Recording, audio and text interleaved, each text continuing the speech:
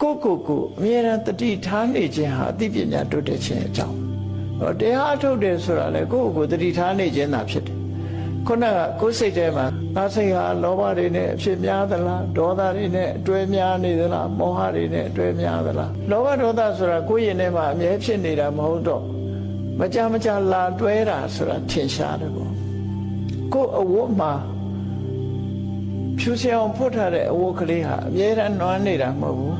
နွမ်းနေတဲ့အညစ်အကြေးဟာပြင်ဘက်ကလာတာဖြစ်တယ်ပေါ့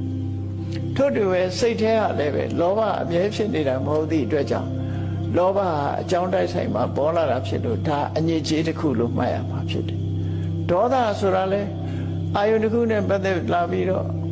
အသင်တင်နှလုံးမသွင်းတတ်လို့ဒေါသဖြစ်เสียအာယုန်နဲ့တွေးတဲ့အခါမှာဒေါသဖြစ်လာတယ်ဒါလည်းစိတ်ရဲ့အညစ်အကြေးလို့ခေါ်တာမောဟဆိုတာ